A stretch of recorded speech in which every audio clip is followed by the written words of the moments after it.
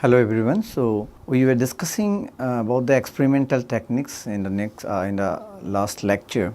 So we actually did not start any techniques in the last lecture, but we discussed about the basics of strain rate sensitivity and related things. So what we will do is today we will discuss some of the experimental techniques. So we will now talk about the intermediate strain rate machines, intermediate strain rate, intermediate anyways these terms are very relative. So intermediate strain rates probably you can define as like which are not like in the very slow strain rate like quasi-static range and which is also not very high strain rate like an explosive test or similar high strain rate experiments.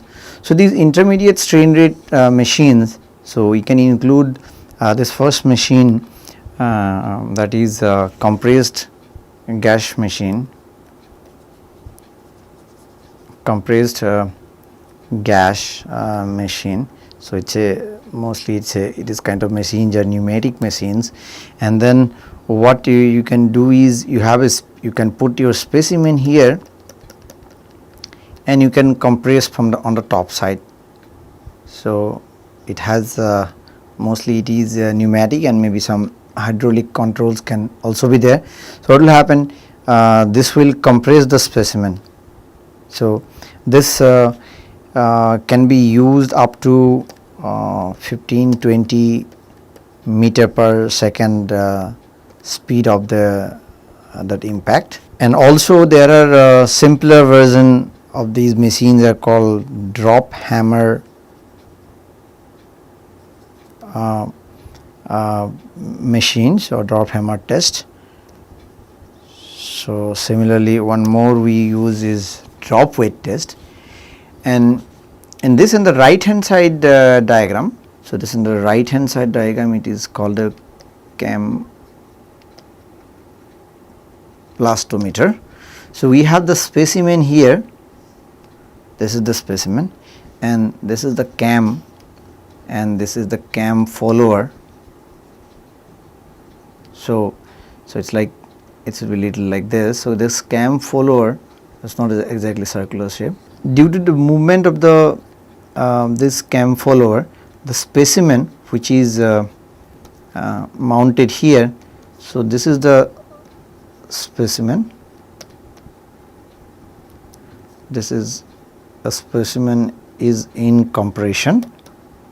So this is called just a riser block.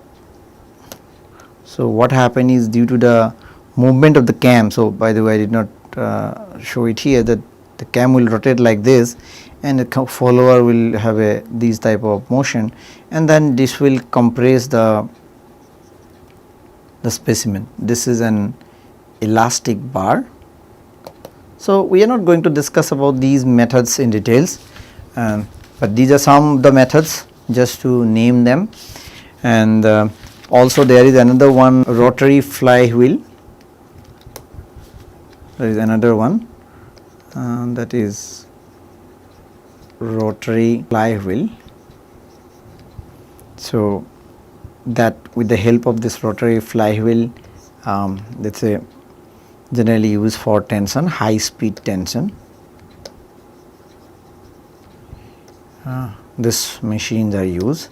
So what we discussed here is there are three types of machines. Let's say compressed gas machine, that compression machine here using the compressed gas, and then the second one is the cam plastometer, and the third one is the rotary flywheel.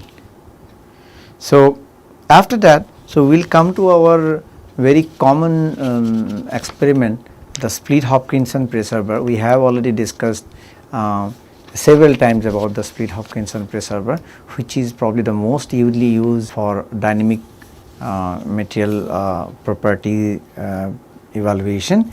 So, I am not going to explain everything in details because you already know about this.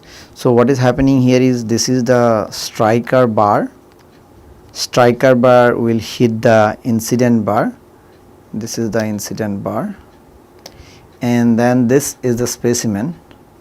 So, the specimen is here and you have this transmitter bar. So, now this is your strain gauge and another strain gauge is here.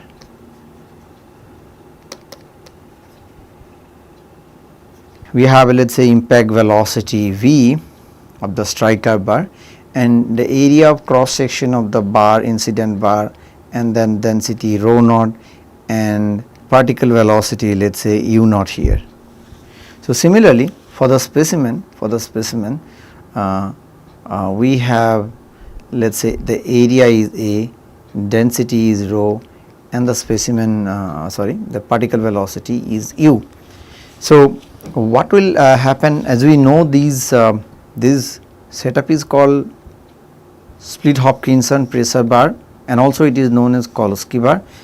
Some of you already know, probably I did not mention much about this, why it is also called Kolsky bar, because the first concept was proposed by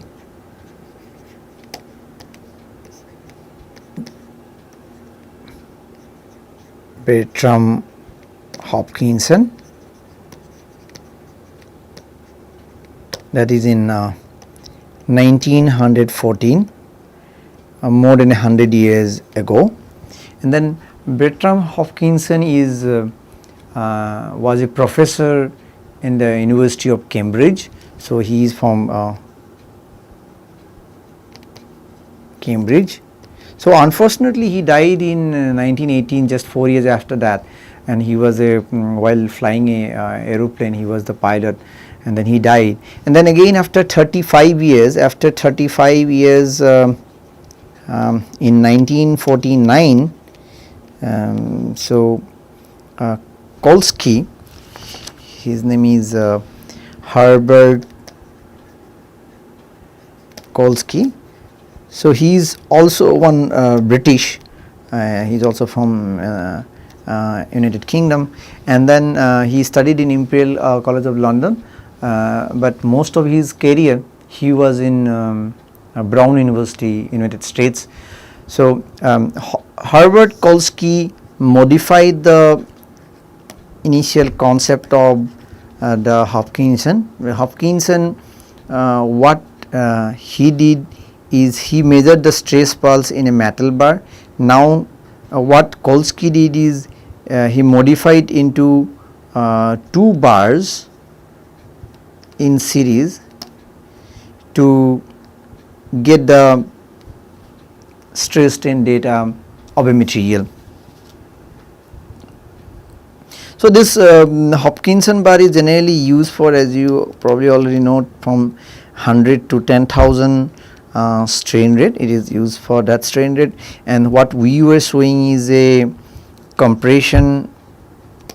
So, split Hopkinson pressure bar, I will write SHPB from now onwards. So, this is the compression one, there can be some other Hopkinson bar, we will show that. So, also the pulse length is large as compared to the specimen length, as compared to specimen length, that we already discussed earlier. And then amplitude of the wave is such that the plastic deformation of the specimen does not occur.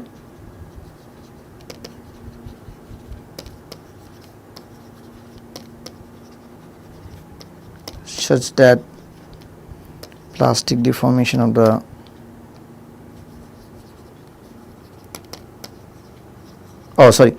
what I told is does not occur, but that should be it's a plastic deformation of the specimen occurs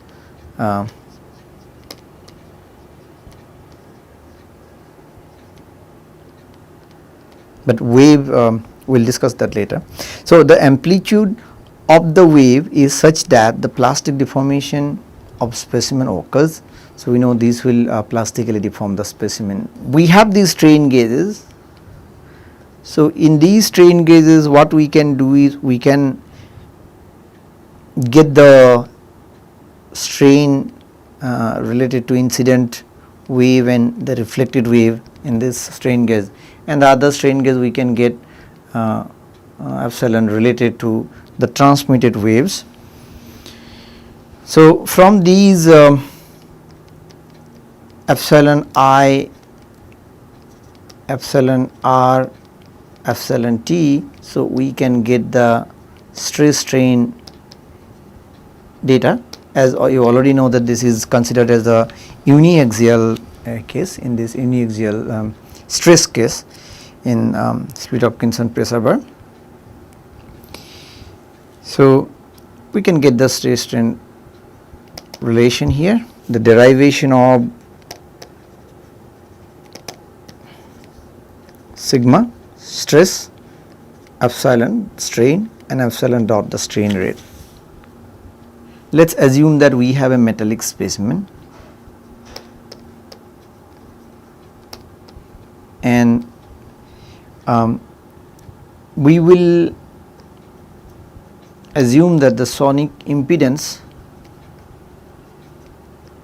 of the bar, that will be rho naught, A naught, C naught, will be greater than the sonic impedance of the specimen. As you know, the sonic impedance has also the area term. Sometimes we discussed earlier that only rho and C naught we earlier discussed as rho C, but we have the area as well.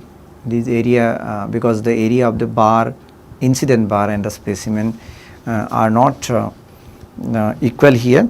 So the sonic impedance of this is the bar means incident bar, or even transmitter bar is also will have the probably same area, and this rho A C of specimen. This is the condition here, and now if you see here again in the earlier diagram, so we have the velocity of the interface between incident bar and the specimen. So that is we call it as V1, and the velocity on the other interface on the specimen and the transmitter bar is V2. So here V1, which is a function of time, will be greater than V2, and this means that the L, that is actually length of the specimen, here we can write L like this. So length of the specimen will decrease with time. Why? Because V1 is greater than V2, and also the specimen will undergo plastic deformation.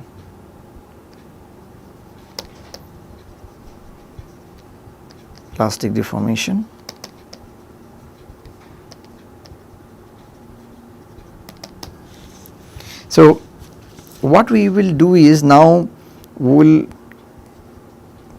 try to write this strain rate expression. So epsilon dot d epsilon by dt, that you already know, and then V1 t minus V2 t divided by L. So that is the specimen length. So now we want to express these velocities in terms of strains. Strains means strains in the strain gauges. So that we want to do.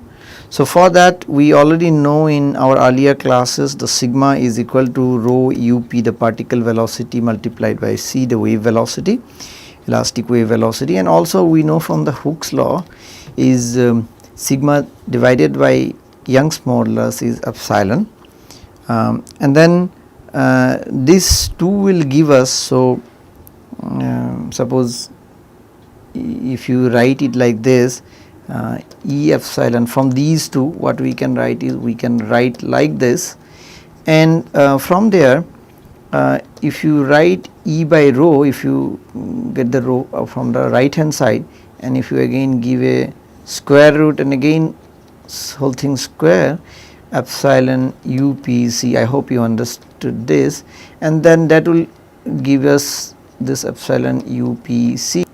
This will give us UP equal to C epsilon. So here we got the particle velocity is equal to elastic wave velocity multiplied by strain. So we will use this relation as we earlier told that. So we will get the interface velocity from strain gauges. So interface velocity V is nothing but the particle velocity at the interfaces. V1 will be equal to C naught epsilon I related to incident wave, that is at time t equal to 0. So we will get to know what will happen after time t equal to 0, and then V2 will be equal to C naught epsilon related to the transmitted wave. So from here we will try to find out these stress and strain, and so as I told, so at time t equal to greater than 0, the V1 will be changed because the reflected wave will also contribute to it, that will give like epsilon I minus epsilon R. So now we got several equations from earlier.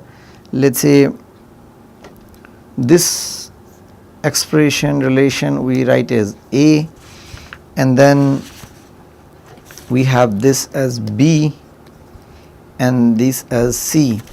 So if we combine these from these relations A, B and C, what we can get is d epsilon dt, that means your strain rate will be equal to strain is a function of t, you can write it that way, and that will be equal to C naught epsilon I minus epsilon R minus C naught epsilon subscript t divided by L. So just you can write in this way, C naught L, we would write all epsilon together and epsilon t here. So if we want to get the strain out, so strain we need to integrate, as the earlier expression was the strain rate. So what we will get is, if you want to integrate from 0 to t, so that will give us epsilon I, which is all our function of time. So this is t minus epsilon t dt. So now we will try to get the stress out. So what will be the stress? As we know, the specimen is in equilibrium.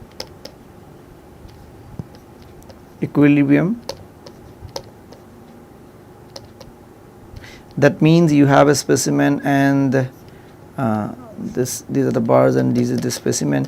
If you take any section in the specimen, that you will get the same stress, and that will lead you to the average force divided by area will be equal to stress. So the force will be P1T plus P2T divided by 2, that is the average force. The P1, P2 are the forces at these interfaces, P1 and P2, and so this is the average force what I wrote here, and divided by the area of the A is the area of the bars means both the incident bar and the transmitter bar. So this is the force now, and these forces, if you want to get the expression for these forces, let us say P1T, that will be nothing but your area A naught of the bars. Oh sorry, what I wrote here is that this is first one is it should be the area of the specimen, sorry about that, and then this A naught will be the area of the bars, both the bars, let's say. So the A naught here, A naught here, and in this specimen this will be A. So A naught is the area, and we will write what is stress, that is the stiffness, Young's modulus multiplied by the strain. So EI, epsilon I epsilon R, that will give us the P1 on the first interface, on the left side interface of the specimen, and then P2T, which will give us A naught E naught epsilon T. And then if you want to get the again stress from the earlier expression, so what we can do is we can combine that to get twice A epsilon I epsilon R and epsilon T. So this is the expression for stress. But if we again consider that we know that this is in equilibrium, so for equilibrium actually we need to have on the both the interfaces the stresses, the force should be equal, and also we earlier discussed about these the strain will also be in equilibrium. So that will give us our sigma is equal to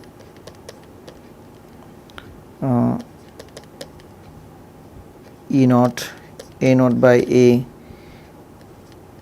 this by this. So how you got this expression? Because as you know, you put this expression of strain in here, and then you will end up with this. So this is the stress. So we need to know about strain as well. So this is strain rate, and I will write strain as well. So from where we will get these two expressions? So here the first one, let's say we call it as D, and this one is, let's say we call as E. From D, if you use that relation, again I am showing it here itself, epsilon I epsilon R equal to epsilon T. If you use this relation in D, and even you can use that in relation E as well, so that will give you minus twice C L epsilon R, and here also minus twice C naught L integration 0 to T epsilon R dt. So you know why the minus sign came here. You can see from here the minus is already there. Okay, so what, as you understood, what we used is epsilon minus epsilon T equal to epsilon R. So using that we got the strain rate and we got the strain. So earlier we got the stress. So we now finally got what we wanted to derive. So now, as you understand, we do not consider the wave propagation in the specimen. No wave propagation in the specimen.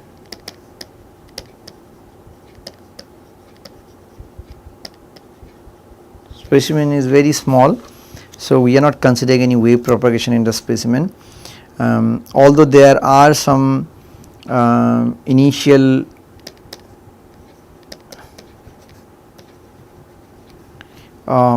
reverberation, that means the fluctuations we get in the specimen, but that will after let's say 3 reverberations, that will reach to a equilibrium and it will damp out. So what we should understand that there will be no wave propagation in the specimen. The elastic wave will propagate through the bars, incident bars, but not in the specimen. And if you want to test a ceramic which is a brittle material, so if you want to test a brittle material, so there is some issue here. Failure will occur at a very low strain, that you know that, and we know that this rise time of the wave is very small. Very early classes we discussed about that. So what we discussed is if you are talking about the stress pulse is very steep, and then it will have some fluctuation, it will come down. So this rise time is very steep, but now this is actually for the ductile material. So rise time, we are saying that this is stress and this is time. So for ceramic material, what we need to do is because of the very steep rise time, at a very low strain it will happen. So that's why we generally what we do is we need to keep a pulse shaper here, which is made up of copper material, softer material. It is called pulse shaper, used only for brittle material.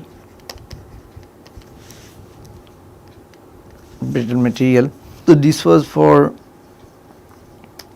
ductile material, and for brittle material, if you want to get the pulse shape, so we use the pulse shaper, and then the rise time will increase, the rise of the wave will, the time will increase, and then it will go down. So the pulse shaper is used to increase the wave rise time.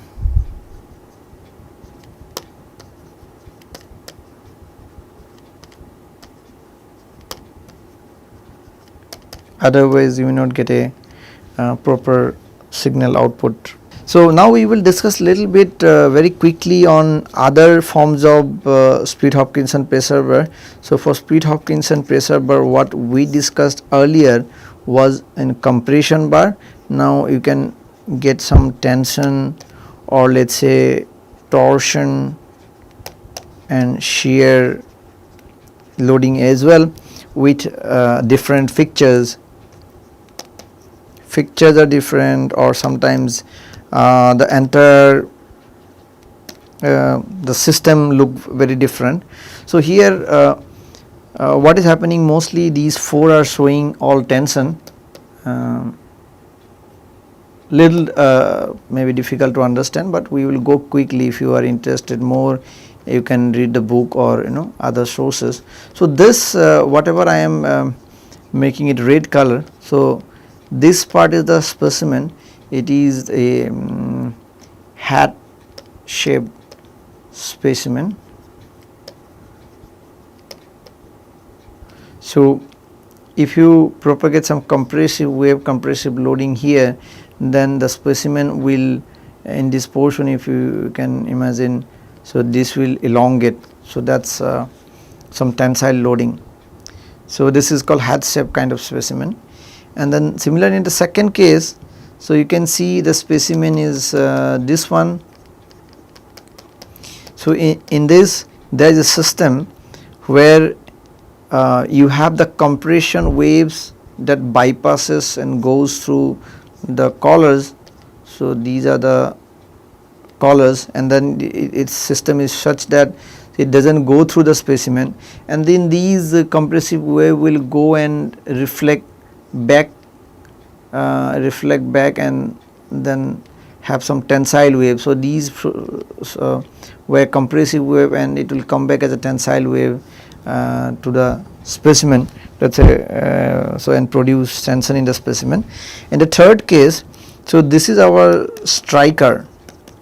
This is the striker, you know that this is a like tubular shape striker tube, and this is called inertial bar, that is at rest, inertial bar. You can see that this is the specimen, this is the specimen. So an entire, this is a tube, you can see that this is a tube.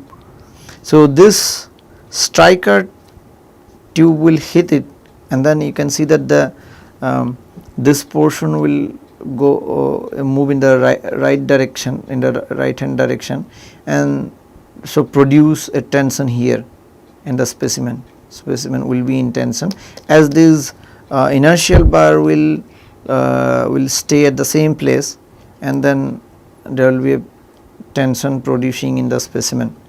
Similarly, the fourth case, so the striker tube is this one. So this is, we can write striker tube, you understand, I guess. So this, the tube will move in this direction, hitting this arrangement, and then producing a tension in the specimen. So this is the specimen.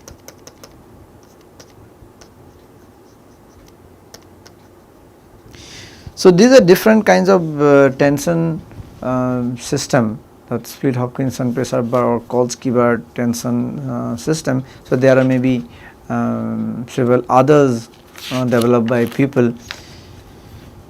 So there can be some shear system or torsion for pure shear. Actually this is, I would write torsion for pure shear.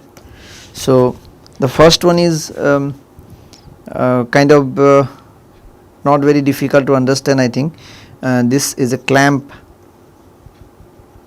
we rotate this part, and then that produces a torsion in this part of the bar, and then you have the clamp here. So whenever it is required, you can release the clamp, you can release that clamp, and that will your specimen is tubular in this case. This specimen is a tube, not kind of a bar. So tubular specimen. So what will happen because of these torsion? So it will be, specimen will be in shear, that will be in shear loading. So from that you can obtain shear stress versus shear strain plots or data from this. Similarly, in the next arrangement, this entire hatch part is a specimen. This is, we can call a hatch shaped specimen, hatch specimen. So we are hitting, or the loading or compressive wave will propagate from this direction, and then what will happen, this is a fixed structure with this other bar, this bar, and so when we hit it from the left hand side, so there will be some shear zone, shear concentration zone in these locations. So these are, I would write shear concentration zone. So this is also a way to produce shear loading, shear concentration zones. We probably haven't discussed much about the data we get, the plot we get from split Hopkinson pressure bar. So I will just quickly show how this look like. So this is, let's say, time in microsecond in the x axis. So let's say in the y axis this is epsilon strain. So what will happen is this is strain is 0, and then we can draw this first incident pulse. Incident pulse will fluctuate like this, as we told, that the reverberation the fluctuation is because of the release wave from the surface of the bar. So, this will something look like this, and then the reflected wave will be something like this. So, this will also produce some fluctuation, and then if we draw the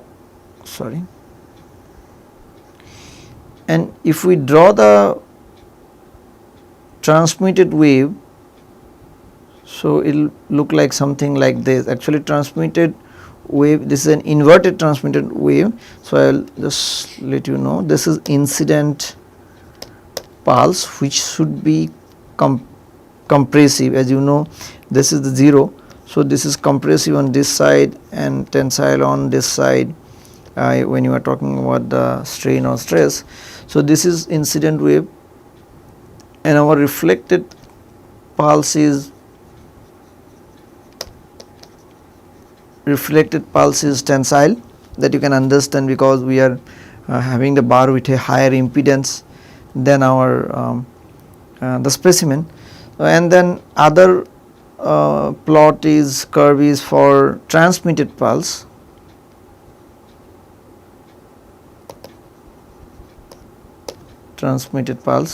And as you know, transmitted pulse is inverted. Inverted means it should be, we expected it to be compressive, but in this plot we are showing it on the positive side.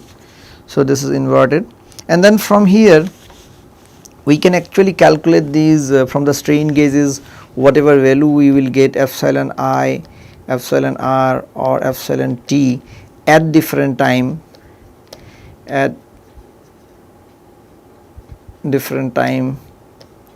t. So, let us say I will write t. So, we can calculate the strain rate, we can calculate the stress, we can calculate the strain produced in the specimen. Another important test is expanding ring test, test or technique it is. So, the ring is somewhere here, it is a tin ring, this is the ring,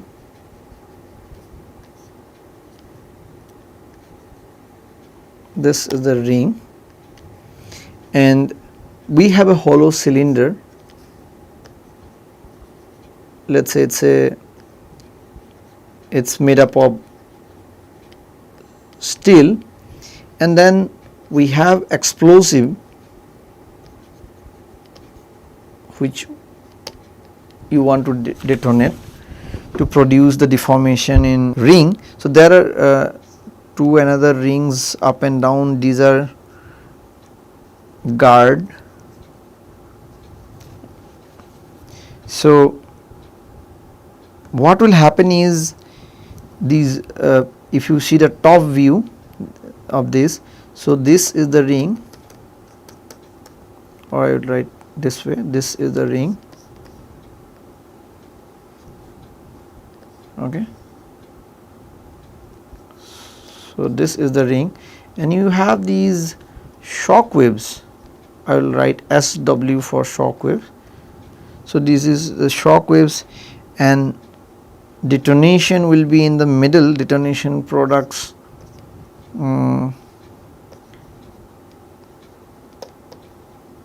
I think you can understand, this is the top view, and then you have pressure generated due to the detonation, and the shock wave will act, and then what will happen is the result will be a larger ring, expanded, that is why it is called expanded ring technique. So, this will be a larger ring after detonation, and then it is just these arrows are to show the expansion. So, initially the ring let's say dimension was like this, and then it got expanded. Now how you do the calculations is it's quite straightforward, although we are not going to derive each and everything. So you take a portion of the ring, and then what you do is you have, let's say this is h, the thickness of the ring, that is that means outer radius minus inner radius, and then you get the this force acting on this, and then also the angle will be look something like d theta by 2. If we do all the calculations, I am not going to do that, but you can use just Newton's second law.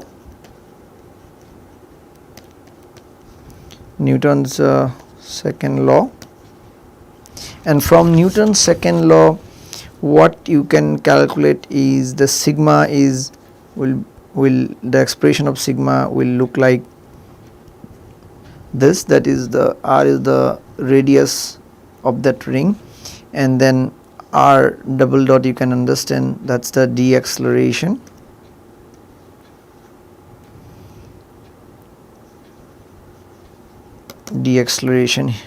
So deceleration history and its density will give us the stress.